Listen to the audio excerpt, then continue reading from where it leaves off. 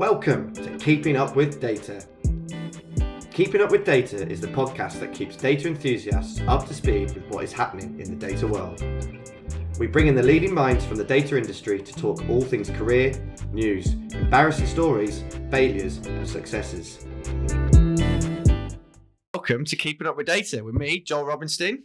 Me, Emily Nota. And today we are joined by our very first guest, Keegan O'Shea. How are you, Keegan? Yeah, good. How are you guys? Very well, mate. Very well. Bit nervous with it being the first one, but we'll see how we go. Oh, look, you'll be fine. I'll guide you through it. Oh, wonderful. Well, you're seasoned professional at podcasts, aren't you? Apparently, yeah. Good stuff. Well, look, instead of me introducing you as a title and a company, why don't you tell everyone a little bit about yourself? Sure. So my name's Keegan O'Shea, as already said. I am the Director of Behavioural Science at Afterpay. I've been there for a few months now, and really my role is to take the data we have to help internal decision-making, building products for customers and merchants. Fantastic. Good overview. Now, you're someone that we've known for many years. Yes. You've won a NRL Data Jam 2 years ago, was it? Reigning champion. Reigning champion of the NRL Data Jam, yeah, let that one ride. So that's pretty good going. Yeah. And top 10 IAPA leader in Australia. Last 2 years as well, actually. Last 2 years? Yeah. So that's been... So good place to get. Yeah, good couple of years, yeah. Fantastic. All right, well, look, that's Keegan. Myself and Emily, as most people know, work precision sourcing within the data recruitment market. And today, the podcast is the first one in our series called Keeping Up with Data. So what's Keeping Up with Data going to do? Well, the format each week is going to be quite simply, first of all, we're going to start with a little bit of news, what's going on in Australia with data. Then we're going to get into some of Emily's stuff, which you can speak to about being on the street. Mm-hmm. Sure. And then we're going to get into asking Keegan some pretty weird questions, try and get it a little bit different from most podcasts that we're on. But we're going to start off, first of all, by what's happening in the world of data. And I thought we'd start with something super topical because AstraZeneca's just come out with some data on the COVID vaccine. And basically, they've used old data, and we can see that it's made people even more skeptical about the vaccine than before. So the question to you today, Keegan, really around this is how to bring business context to departments who are already skeptical of your data. Like, what tactics do you use? Obviously not using old data. That's not going to go very well. Yeah, I think, there's a lot of motivations behind being skeptical of data. Typically, the two I've seen are, different teams who maybe a finance team and an analytics team have different outcomes that they've reached, and maybe they've got different ways of calculating the same thing. So if you get, number of customers, for example, the team one says this and team two says something else, then the trust is, well, neither of them have it right. Whereas they're both right, they're just from different perspectives. I think that's sort of one end, and I think that the key behind that is just being consistent in your language and your methodology, and ideally between those teams, getting it right and go, well, how did you reach this? Okay, well, we can make those changes. The other one, which is a bit harder, is if you provide some facts to someone and they're at odds with what someone wants to be true. Mm. So if you say, oh, well, you didn't hit your KPIs, person X, there's no justification, for someone, or there's no real incentive for someone to say, well, that's fantastic, let me go broadcast that, or whatever it may be. So I think if the narrative that an individual within an organization wants to push forward isn't supported by facts, and a certain type of person might be willing to sort of push back on that. Yeah, okay. I think really it's just about, finding people who are willing to find that the facts are at odds with what someone wants to be true, and bring in people in an organization as well. Okay, I didn't do this, or this isn't the way I want it to be. Okay, let's deal with the reality as it is and, respond, and let's move forward rather than looking backwards. And the best people I know will, you'll say, well, this has happened, or that's happened. It's a bad news story. It's like, great, well, how do we turn it around? Yeah, okay. And it's just a question of perspective. So it's about bringing people on that journey as well. Mistakes are going to be made along the way, I'm sure. Yeah. Yeah, okay, that makes sense. Is it sometimes hard, or I guess what I'd call the echo chamber, where let's just say you've got the COVID vaccine that, a lot of people in the world just don't believe, right?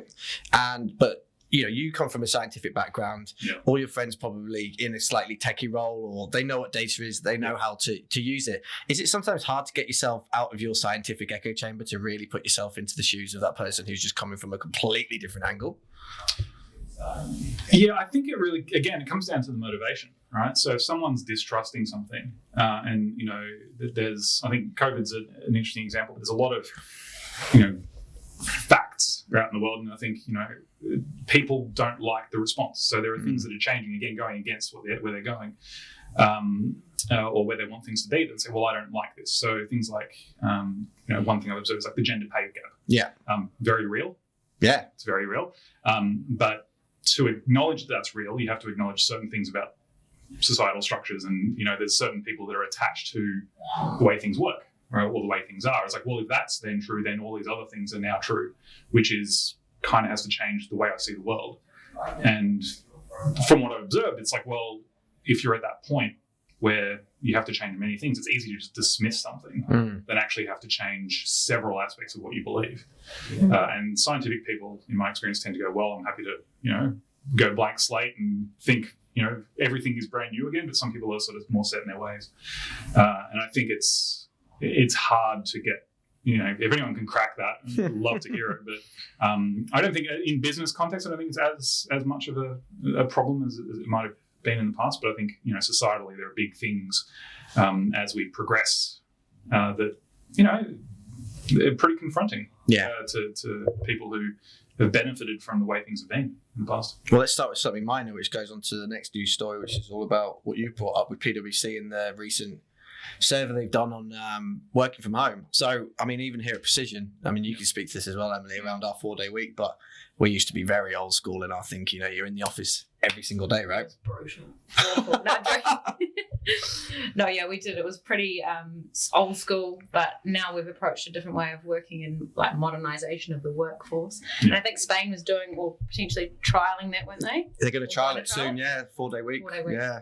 It's changed massively. Like mental health, well-being. I think that was also in the article about PwC taking like survey results and how it's like boosted it massively.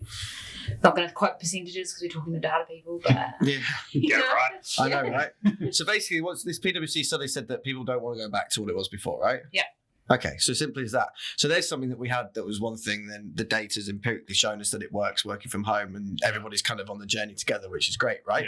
Yeah. So to dig into that a little bit more, a lot of people are still really kind of unsure about job security though. Yeah. So 32%, was it? 32% of Australians nervous about their job? I think it was like I believe their job's becoming obsolete within 5 years or something. Is that the right word? Yeah. So we went into thinking about retention and how do you keep people in your team, basically. Because if people are worried about job security, generally you want to make them feel super secure. So my question, quite simply based on this, is how much stock do you put in training up your team in terms of getting them out on courses, getting them out on maybe doing a degree, versus giving them internal projects to work on to upskill them that way? I think learning personally and from my observations, I feel like learning on the job is easier. I feel like a lot of courses that I've done outside of really specific technical courses, personally, I feel like doing it on the job, you learn a lot more. I think as we start to move into different jobs, I think what you currently do today won't be what you do in 5 years. Not that those people are necessarily insecure in their work. What I do for a living now didn't exist 5 years ago. And there's a lot of that. So that transition, I think, is really important.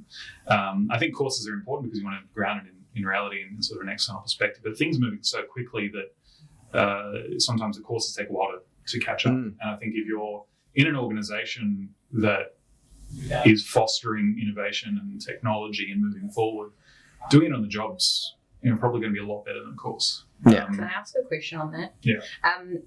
What's your advice to someone who is working in an organisation to be able to do that internally, if that makes sense? Like they might not be having access to certain technologies. How would you go about finding that? I think being clear on where you think you want to be. So if well, I'm in, this type of role and I want to be in that type of role. First of all, is there anyone who does that type of role?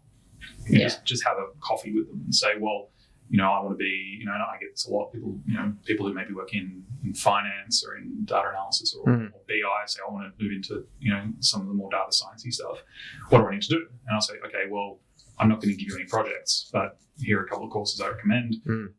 But what you can do is you can apply those tools and techniques in your current role.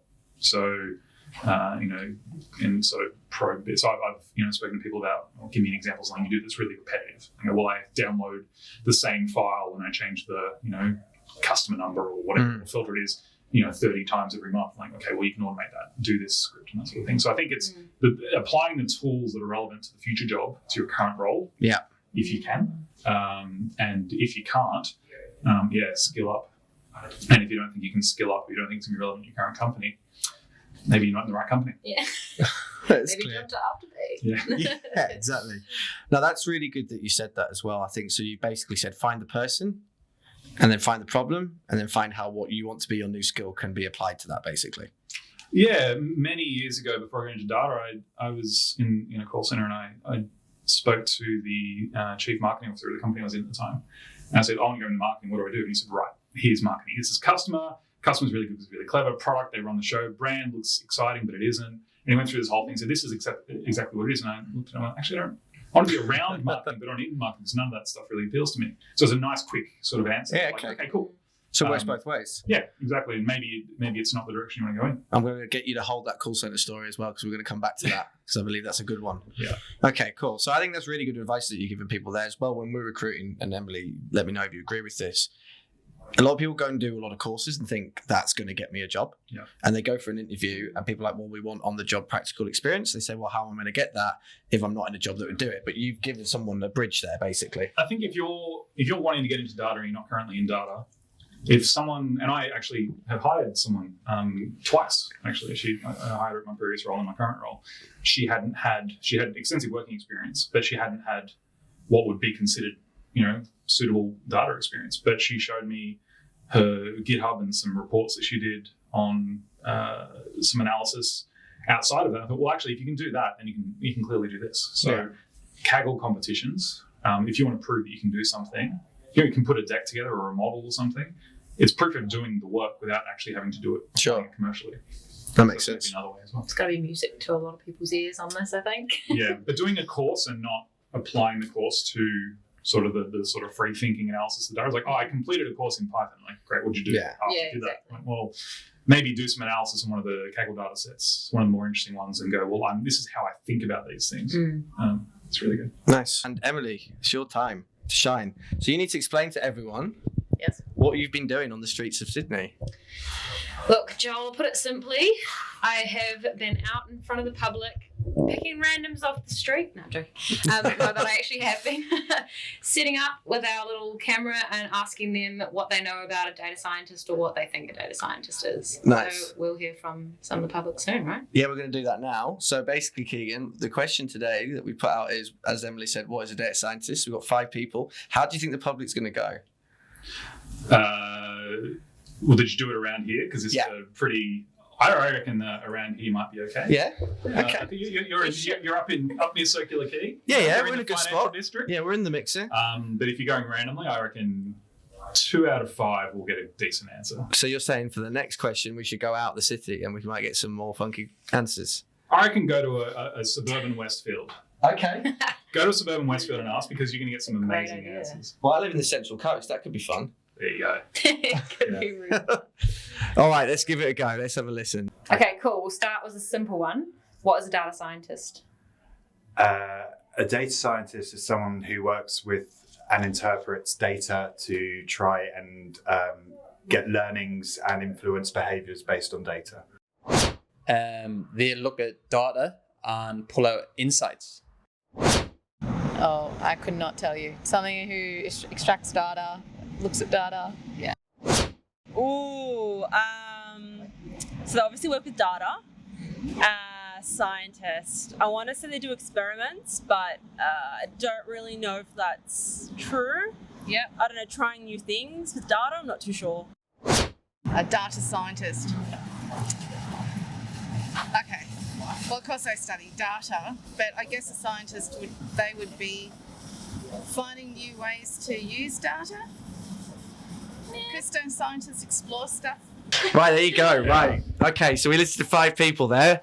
You had 2 definites that you liked, right? Yeah, 2 definitely. I mean, you're saying data scientist. Like, those 2 words on their own are pretty clear, right? Data is information and scientist is someone who does experiments. So, that's the clue's in the name. It's like, elephant rider It's like, well, I know what riding is and I know what an elephant is, and so I think 2 out of 5. I'm going to go 2 out of 5. 2 out of 5? I reckon that's true. You agree? Yeah. That first guy nailed it. Oh yeah, Really did. Wow. I was shocked. all over it. And it's like, what do you do for a living? Well, I'm the CEO of Quantium. Actually, I know that person. He's actually in finance. He's in, There we go. he's in finance. He's gonna be very pleased that you said that, Keegan. That was great. That was a great answer. Yeah, he did well. Well, we're going to get more of those as we go. We've got some really fun ones up. Actually, before we get into you, we might open with one question for you, Keegan, that I don't know if we actually sent through to you, but let's see if you want to answer it. Would you rather, what was it? Go on, you do the would you rather. Oh, God, okay. Let me see if I can do it. Would you rather have your entire Google search history leaked to your office Yeah. or leak your entire office's Google search history, but they know it's you? I got to go with leaking my own, right? Okay. You got to jump on that grenade. Surely, right? Yeah, and my search history is amazing. It's philosophy and art. No, like getting your search history released. I guess in this hypothetical, do they know that you jumped on the grenade for them, or not? No, you don't get to hero it. You don't get to hear it. No, Okay, no, cool. no. No, look, I'd do that because people are. I worked somewhere once and everyone's salaries were accidentally emailed by a finance person, and everyone. Jeepers. I didn't get a chance to look. They removed it from the server, but everyone was really hushed about it. Oh, okay. So I think when that happens, it's sort of unspoken. But I'd jump on the grenade. I wouldn't want to do that. To That's everyone else. everyone's salaries, though. This is just you. You know you're the worst. Yeah, no. I'm aware. Like, I'd be okay. Look, if they knew it was me, I'd have to leave the company and probably be a pariah forever, right? Yeah. And he's the guy that leaked our search history because he couldn't hack his own getting out. So I wouldn't. I'd jump. I'll be a martyr. Nice. You'd have people in your company that would actually find out that it's you if you leak your own. So Yeah.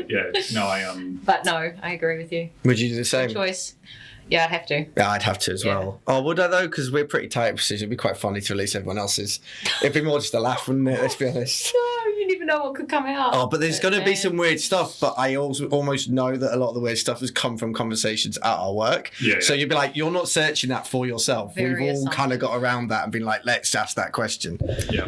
There'd be some weird questions in mine, I'll be honest with you, really weird. I'm going to say what you want, Googler. Yeah. So I'll have like a 10-word Google search, exactly what I'm looking for, Yeah. Find me restaurant near elephant in the reeds in this town in India, and it will just be like bang. You got to tell it what you want to do, right? Anyway, right, we'll move on. Right, Keegan, here we go. Right, you've teed us up with a good story here, so we're going to start off. So Keegan, tell us, how did you get into data and what was the journey?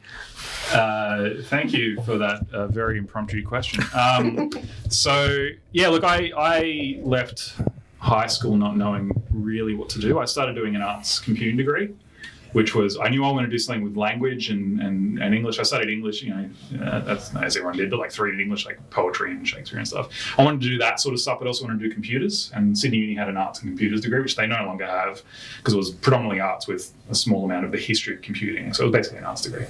And I was about 7 or 8 weeks in and I wasn't feeling it. And a friend of mine invited me to go to a small stand-up comedy show, and it was about 30 people in the room, and it was in King's Cross, and it was Will Anderson, and I had no idea who Will Anderson was. This was, I'll age myself here, I was gonna say, show your age. 2001. Okay. So first year uni, so class 2000 represent, and so I was in there, and I. I don't think anyone in this podcast listening to this podcast can relate, but I was a bit of a nerdy kid, and I had a bucket hat on because I was losing my hair at 16 and hiding my shame, and had a really bright Hawaiian shirt on.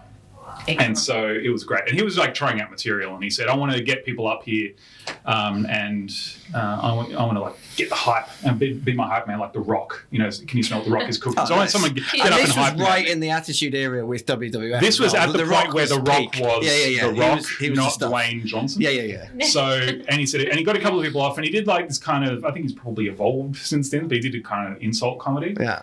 It's like, hanging on everyone. And then he saw me in the back with my bucket hat and my Hawaiian shirt. And he thought, got to get that guy up here. Ding. And he got me up on stage and he said, so, what do you do? Uni student. I'm a uni student. Okay, what do you do? I'm like, arts computing degree. He's like, arts and computing. Okay, you're not going to get a job or a girlfriend. Although he may not have said girlfriend. He may have used a harsher word than that. As you say with a ring on your finger. As I say with a ring on my finger.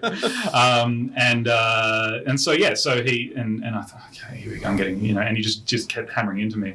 And then, so he said, okay, do the intro. And I got everything ready and said, I hadn't heard of this guy until a friend of mine asked me to come along and see this comedy show today. And the whole crowd went, oh! And it was like burnt Will Anderson on stage. And someone I know from a couple of years ago, my friend, and do you remember that? And he said, I still remember it. So he still remembered it, which is good. Wow. But I realized, it was funny, I got off and so I was like, actually, what am I going to do with this degree? And on ICQ, again, aging myself, a mate of mine said, I'm working for Microsoft in tech support. And it was earning, a recruitment thing, it was earning 29 grand a year, and I thought, oh gee, that's the big bucks back then. And so I did like a course, started doing a degree. It was part of a degree, and I started working at Microsoft, and completely dropped out of uni. And I worked in call centers for years, and I got a few years in, and I thought, actually, I'm not going to get anywhere because I don't have a degree, and to get in professional jobs, you need a degree. So I thought, well, I'm wanting to be a manager in a call center. I'll get a management degree. Yeah. So I did a Monash online degree. But the first course I did was business mathematics and statistics. And I was pretty good at maths in school, and I was really good at that course. I got 95. I think my average otherwise was like 63 because I probably didn't try as hard as I probably should have, which is, every report card my teachers would have said in school. But I did that, and I thought, I actually really like this. And I was, and then I started at Virgin Mobile, and I started applying it to my team. So we had a reporting team, but I said, well, what about average handling time in call centers, and started doing this sort of stuff. And yeah, really got to the point, actually really like working with numbers. And this was 2007 at this point. And there wasn't really data in the sense there was now. There was a reporting team. I think it was called the reporting team. It was a finance team, but nothing else. And from there, I just kept evolving it and sort of moved into proper headcount forecasting, and then just moved around and, just did all sorts of different things, but I kind of fell into it through that call center pathway. So that advice you gave people earlier is legitimately something that you followed back in the day. Yeah, people say, "Oh, how did you get into your career? What should I do? Should I do what you did?" I'm like, absolutely not. You can't do that now because there's competition. Like when I was wanting to be in reporting in 2007, no one wanted to do it. No, it was Excel and Cognos, and still is Excel and Cognos in many places, but that was it. And it was just, I like looking at charts and finding patterns in numbers. And they're like, okay, nerd. You can go sit in the back office in your reporting team, but I just happened to be interested in something that ended up being really big. So I just lucked out. But now it's fiercely competitive, and you couldn't do that again now. Luck is where preparation meets opportunity. So look at that. Someone's been reading self-help books. Yeah. Nice, I like that. That's cool, because recruitment, and anyone who's in recruitment listening to this probably just to laugh at us, most people fall into that as well. Yeah, I think it's very rare in life where you within data, a lot of people go, right, I'm going to do my stats degree, and then I'm going to get a job at CBA, and then I'm going to go that way. It's all kind of planned out for you. Yeah. But you went a different path. Yeah, and that whole time I was, most of the early 20s, I was, out 5 nights a week, playing rock bands and stuff, not really paying attention to my career. So I got to have my fun 20s, which I'm glad I did, because, a couple of kids and a demanding job, it can be difficult to do those things. I'm glad I got it in young. So yeah, no, I understand that. Right, we're gonna go with a great question here, but I'm gonna tee you up with Emily first, because you've told me that you've been practicing your data jokes. So I'm going to ask you, Keegan, what your best data joke is. Now, I've prepped you with this. I'm thinking you're coming with something really good. But just to make you feel a little bit easier about it, we're going to start with your best data joke, Emily. Okay. I'm going to tell you. What did the data say to the CPU? What? Cash me outside.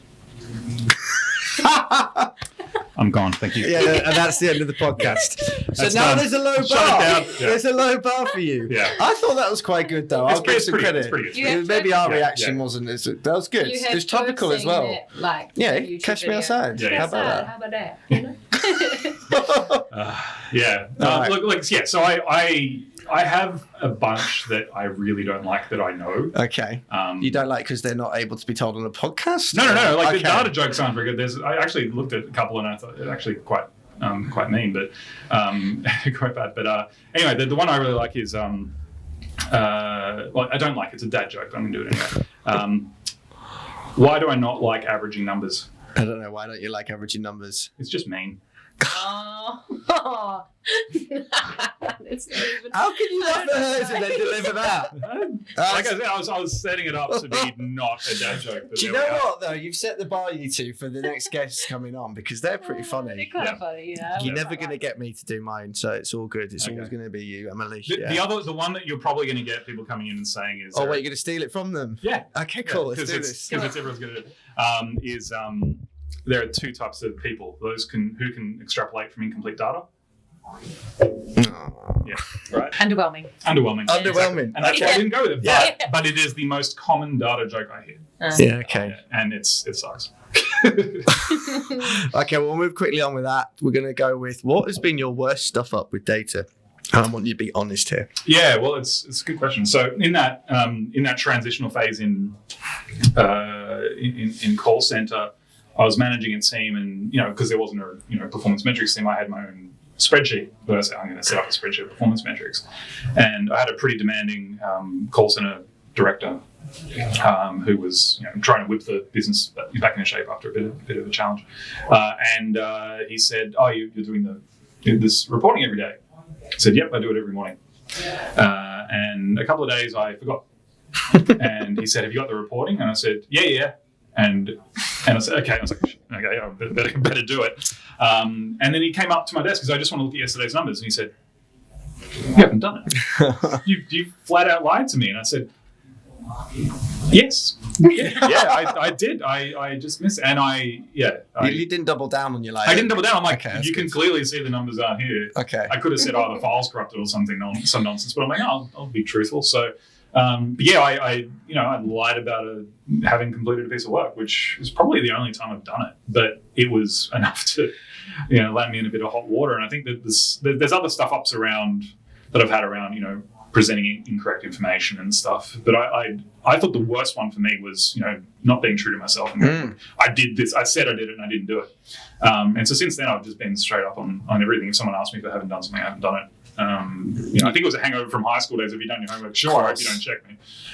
But it was I'll meet my commitments, and I'll ahead of time if I don't think I can, I'll alert people. So it was a good learning experience, but scary at the time. 100%. What did the manager do? It was the only time in my career I've received a verbal warning. Oh wow! Yeah, I received a verbal warning for and it was pretty heavy actually. But at the time, because I was bit of a goody two shoes, but I thought this is why I'm a goody two shoes. Because I don't like getting in trouble. I don't like the feeling. And this was almost 15 years ago now, so it's it informed a lot of how I manage workload and priorities, and so I'm on top of stuff now as a result. So it's a really good learning opportunity, but not a good experience for me to go through at the time. At least you're accountable at the time. I mean, the worst thing as a leader is when you go up to someone and say, "Have you done this?" They say yes, and then you're like, "Well, I know you haven't done it. So what we're doing here? Like, is this even a conversation we're having?" Yeah, and I own up to it now. Like people ask me, I've said this story a couple of times because I'm like, this is something that you should be clear on. That not everyone has had an amazing career. That everything they've done is a fantastic thing, and sometimes people screw up. Yeah, and you just got to acknowledge it. It happens. It's true. Joel asked me today if I'd looked at this list, and I said straight up, I actually haven't. And he went, "Wild!" Yelled at me. No, was that why you were crying when I arrived? Yeah. Sorry. Well, Emily was the first person who said that, so I was like, "Well, at this point, it's just the end of my tether." But I've got a good one for you here. Yeah, I'm hoping you say Emily. What is the funniest sales pitch you've ever had from a recruiter? Okay, so this happened 6 months ago. Oh, so recent. Really recent. Good. Okay, so I'm doing reasonably well in my career, right? So I get hit with things, and I got hit with something saying an amazing. I won't say the recruiter, but it's someone who's nearby. Oh, can narrow it down. No, not in this business. Oh, not nearby in this. No. In a couple of streets over. And it was an exciting opportunity for you. Yeah. And I have an amazing opportunity for a graduate data analyst at a major tobacco company. Oh gosh. Everything about the sentence was wrong, and I'm in my head going, something happened in the database and there's a thing, and I get that. But I just replied and said, you might want to double check whatever's happening on in the background, and they never replied. Oh, they didn't double down. But I think the funny thing is, it's like you could tell it was just some system generated. I don't know what systems everyone Well, uses. that's what happens, right? Which is what we try and avoid. Yeah. Not tooting our own horn, but they Yeah. basically just blanketed their LinkedIn contacts Yeah. or CRM, whatever, just saying, "Hey, who wants this job?" Right? Yeah. Yeah, I think that's what happened. I get them. So Yeah, dated. I get BI developer roles sent to me because Same, I I've get- got it in my job You title. should check that. No, I I get do. I data reply. science. Yeah, you get head of data science. Yeah, I'm like, oh, yeah, sure, I'll consider it. Head of behavioural science as well, perhaps. Easy enough. Yeah, I I was got going to say poached. anyone I can do actually it. got poached for your job, but like, That's I don't what know. they said. They said they were trying to get someone else. Yeah. Okay, nice. All right, explain like I'm 5. What do you actually do? Well, this is pretty easy because I have a 6-year-old daughter, and she always asks me, she's like, "Why are you in the office?" So what did you say to her last year? I said, well, last year, I said, so, you know, when you're trying to make a decision, so you're trying to decide next year if you should do soccer or if you should do hockey. And you have to think about lots of different things, whether or not, you know, you want to play with different friends, what day of the week it is, all the different reasons you want to figure out what you want to do. So what I do is I look at all the different reasons that someone might, in my company, might want to make a decision, and I use a computer to try and figure out the best thing to do. And then at the end of doing that, sometimes what I can do is there's decisions that we need to make about talking to people who use our company. So maybe we might want to send them an email, or we might want to make a product for them. And so I have to make a decision for lots of people at once and really quickly. And that's really hard. So we use big computers to do that and do some stuff with that information and send it out to them really quickly. And we make that all just run and try to just solve puzzles. Solid. How did she go with that explanation? I think she asked for ice cream after that. I think she was just like, I think she was like, that wasn't what I was really asking. I just want to know why you're not leaving the room. It was more like, what are you doing in here? And I was like, well, let me tell you about data science. And I don't think she You cared fully at got all. into it. Did you get the whiteboard out? I said, well, let me Yeah. tell you. And yeah, no, she was not impressed. She's since sort of interested as a 6-year-old. 5-year-olds are hard. The whole explain like I'm 5 thing is like, well, like the subreddit you know, that you may have seen. Like That's exactly where it's from. it's yeah. exactly from. They're never to a 5-year-old. If you have any of those posts, they're never suitable for a 5-year-old. what, 1 in 20 maybe. Yeah. You know, I make computers figure out what to do. Kind of. That's what Yeah. you do as a 5-year-old. But yeah, that's what I use with that. So there's been a big jump between 5 and 6, is there? Yeah. That's Yeah, cool. She's you know, she's jumped in her learning and her ability. She can read now, which is amazing. She couldn't read when she was 5. Now she's 6. She can read. So Strong. it's huge. That's a huge jump. Big news. How do you explain to a 5-year-old what we do? Oh God, you've thrown the curveball. Basically, we help businesses, or I help businesses find really amazing data scientists and analysts, which is probably the wrong word. Don't know. No? I'm going to stop. Fair enough. We find people jobs. Okay. Oh.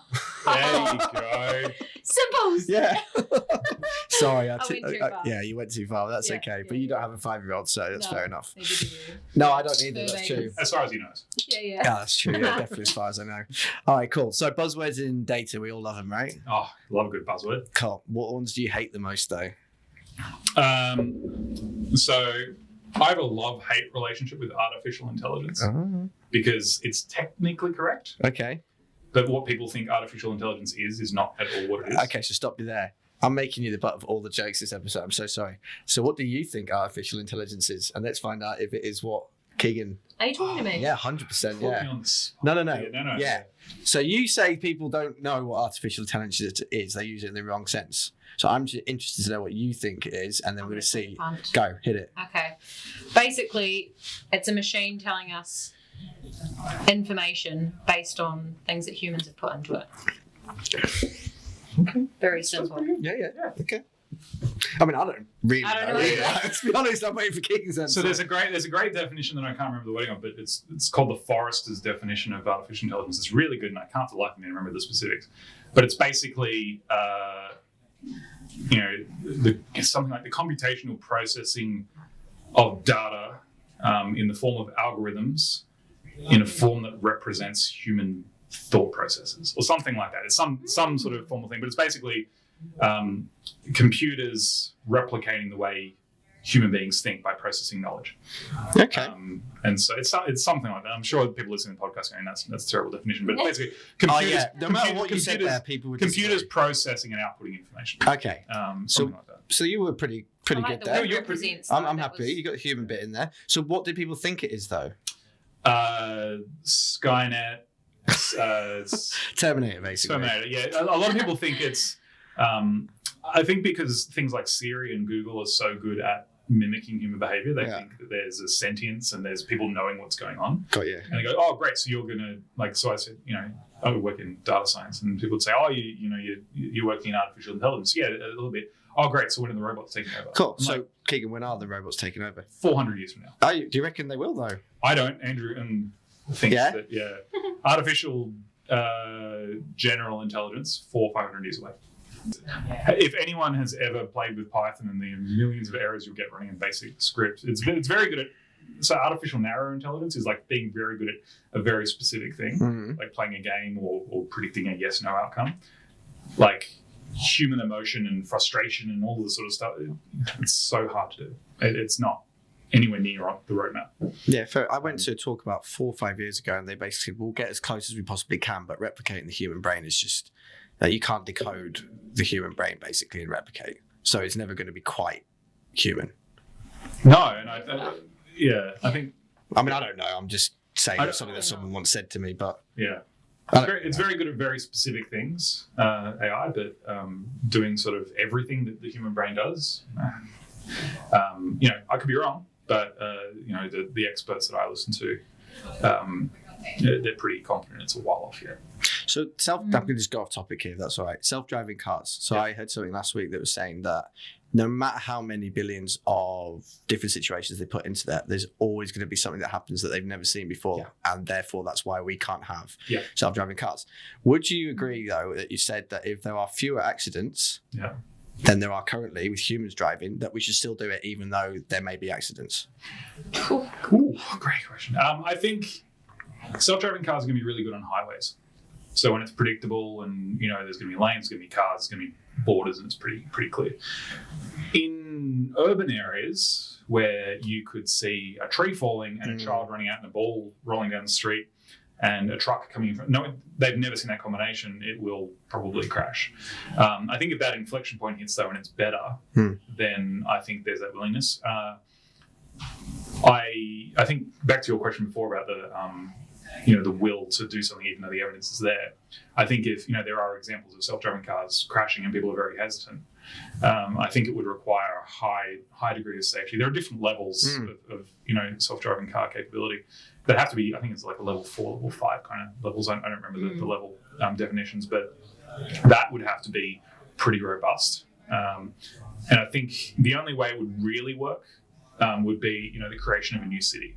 So when you make a new city, it's designed in a way that, we know this is what it is, and the border will be this, and it'll be a bright orange line along each side of the road, and cars can't do this and the other, and that'd be great. That'd be cool. But driving around Surrey Hills, no chance. Or New York, not a chance. Getting up Crown Street at 2 a.m. No.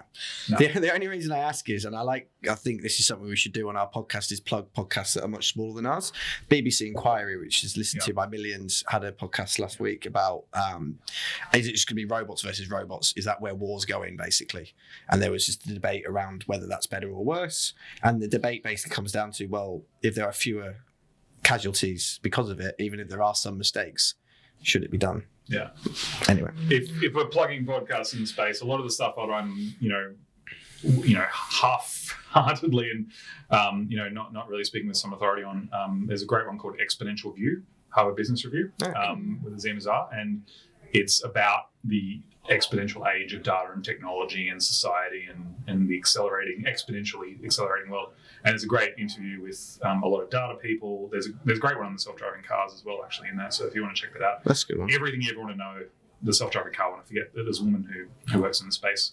Everything you ever want to know about self-driving cars is in that episode. Well, maybe we keep plugging these huge podcasts that are obviously much more popular than ours, then we'll become more popular. Well, there you go. Yeah, I know, right? That's the way to go, isn't it? It's like reverse marketing. It's a network effect. Yeah, exactly. Okay, cool. Right, back to you, Keegan. This is a good one, without putting your foot too much in it. We'll say, which job functions on your travels think they know about data but actually have no idea? I don't think there are any functions these days that are like as a function, not really any good at it.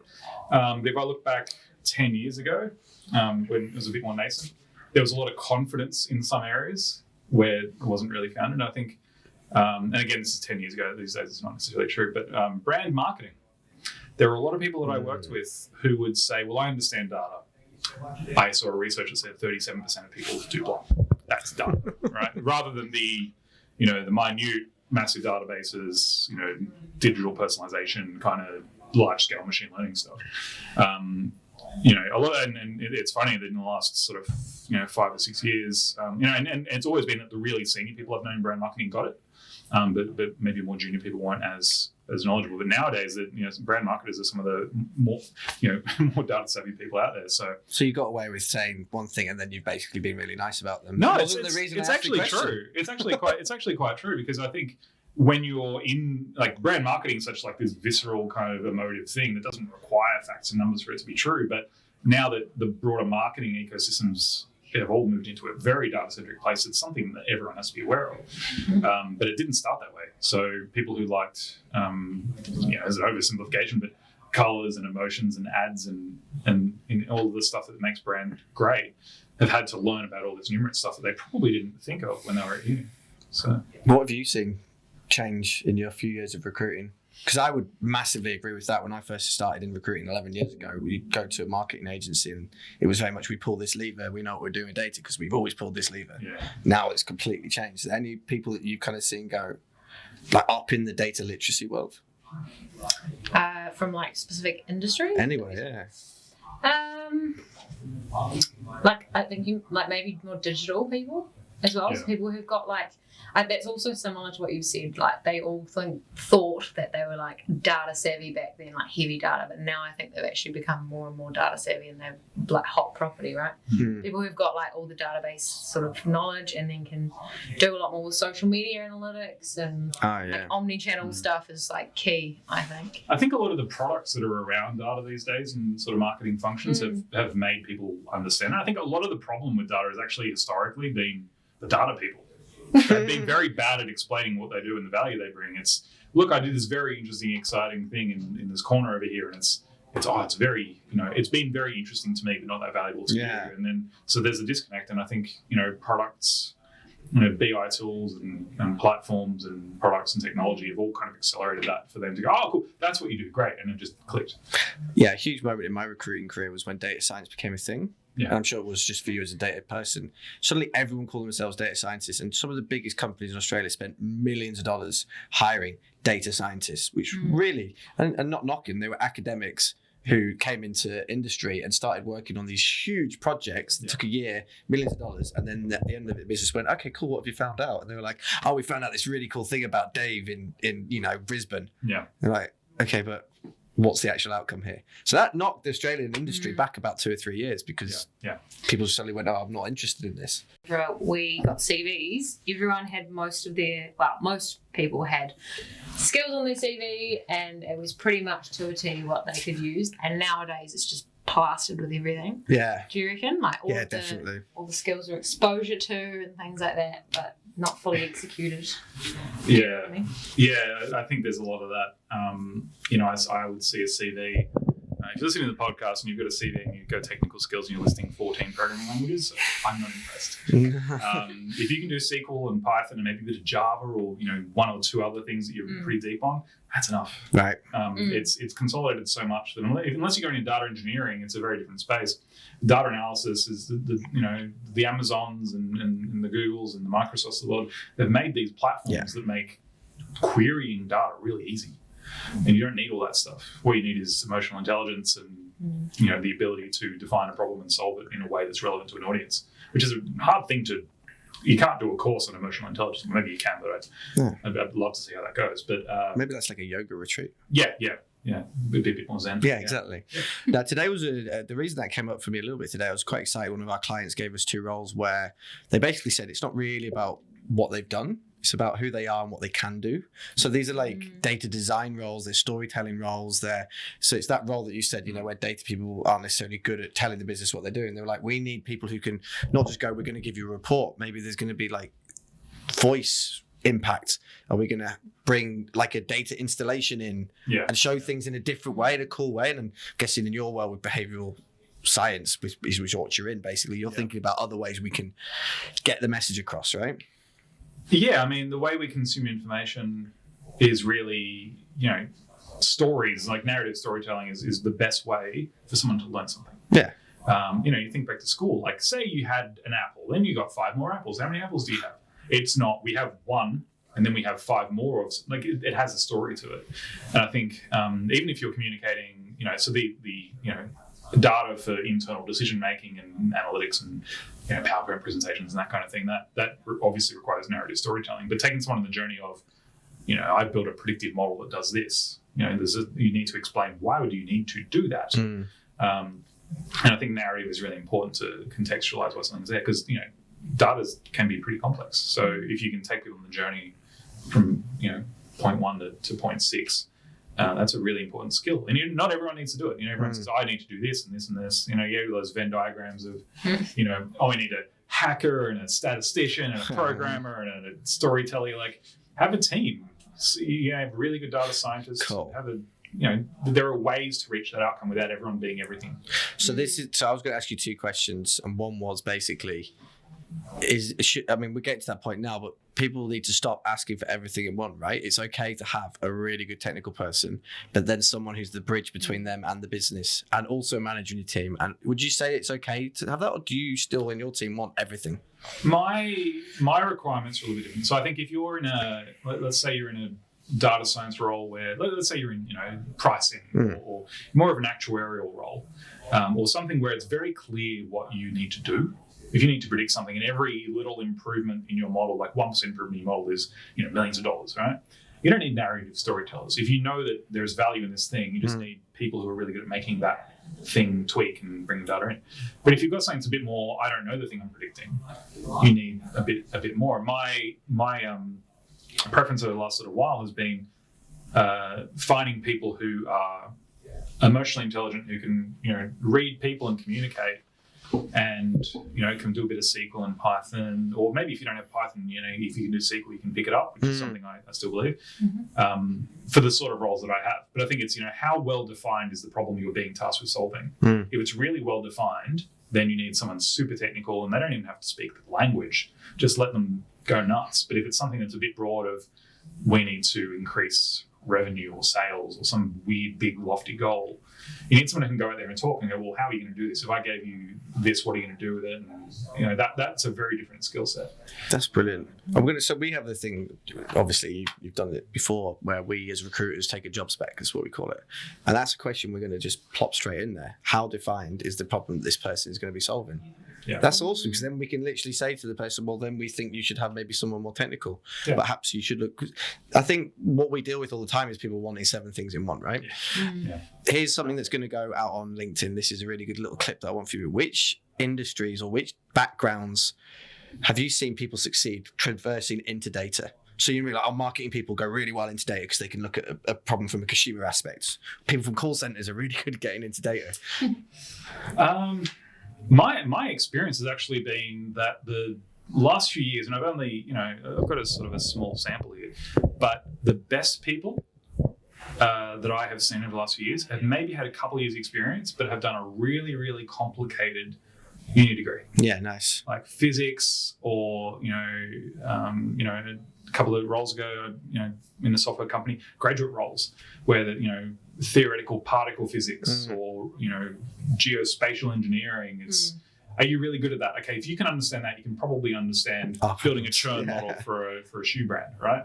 So that is a really interesting approach, and I think what I found useful in that sort of recruitment process is that if you get someone who's really good at that sort of thing, they're not sort of bogged down by learned experience. Yeah. So, when I was at this bank or this telco or this, the 12 or 13 businesses in Sydney that have a lion's share of the talent, they may have preconceived notions of how to do certain things. And sometimes those people are great, and I've hired many of them. But sometimes the thing that I've noticed is that if you get them at a point where they're a bit more open-minded about how to approach things, they're not trained into thinking a certain way, which is pretty counterintuitive. And when I meet with people and trying to recruit, they say, oh, well, does this person have enough experience? And I said, well, actually, it's only 2 years. That's fantastic. That's perfect.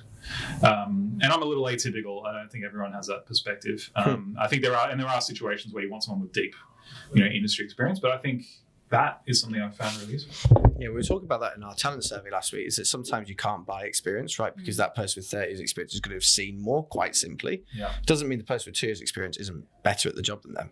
Yeah. Simple as that. Yeah, and people who have moved industry as well. Like I've had, people who have completely changed careers and they want to get into data. And sometimes it's, I had a really good background in operations. My call center years, one of my bosses, he would say, I will hire for a call center anyone who's ever worked at McDonald's, because if you can do that, you can do this. Oh, cool. Joel, There you go. keep There you go. Happy days. But it's really about, what is difficult about the job? So the data analysis and everything, but if it's difficult about dealing with other people, it's like, okay, well, maybe someone who's worked in a consultancy. If it's about dealing with a mountain of, like if you're in a BI role, it's a mountain of getting stuff through.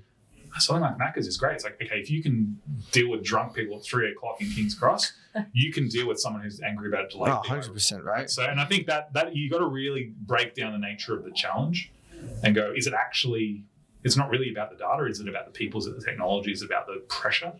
What are the things that need to be able to respond to?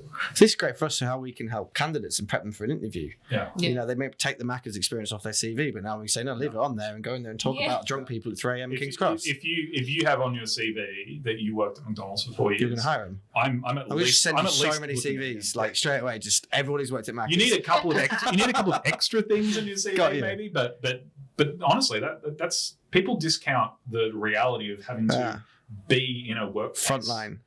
Frontline. Again, I'm biased because I came from a frontline background. Sure. But people who work in hospitality, people who worked in some of those heavier roles, they can deal with mountains of pressure. Whereas university graduates who maybe landed got their a cushy job in an actuarial role or something like that.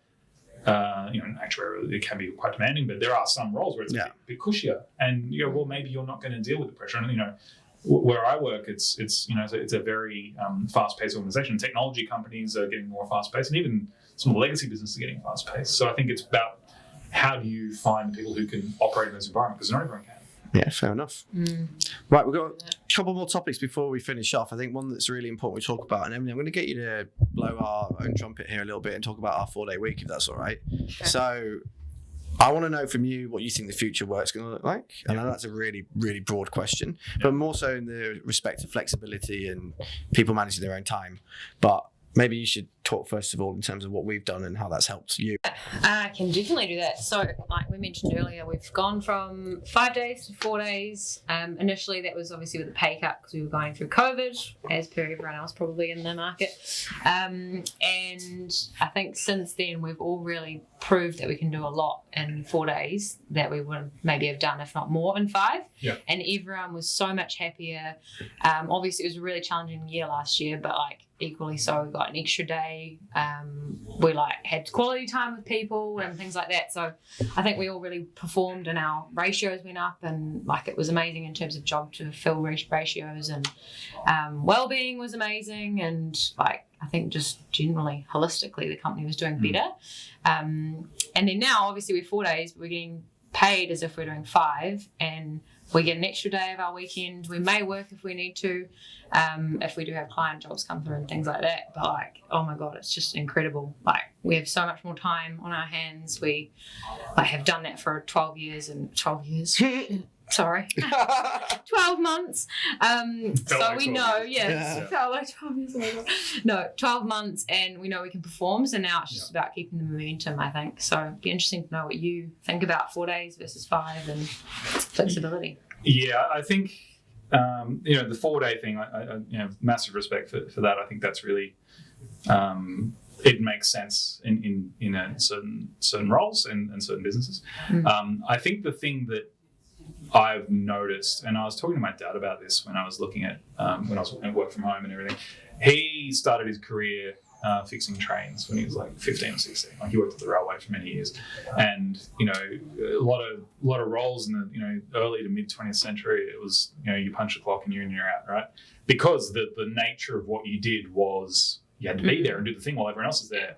You can't have I'm going to work from home while I fix the spark plugs on the front of the car. Like that's not something you can do. So I think as knowledge work has kind of gone, that sort of expectation of the 40-hour work week, has sort of continued in some places.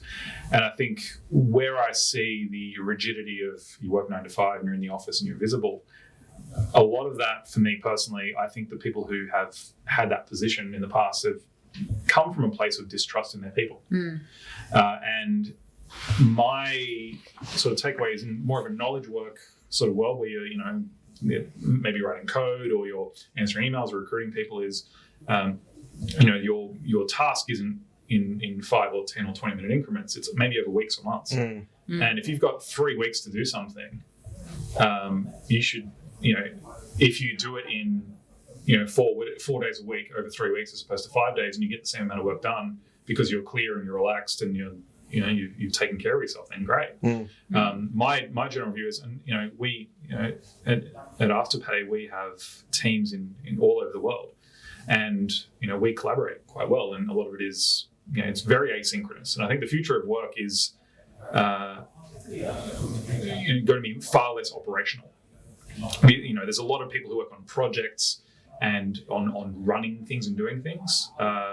My sense will be as time goes on, people are going to be building products more and more. And you've already seen in the last 15 years in technologies, people make a thing. And you don't have to make a thing at the same time. You have to make it between certain hours. And people are acknowledging, people are realizing that they're good at certain things. Like after 5 o'clock, I'm useless between 5 and 8 p.m. My brain falls to mush, but I'm really good at 7 a.m. Sure. Yeah. And I'm really good at 8 p.m. So I have a break and I can't work then. So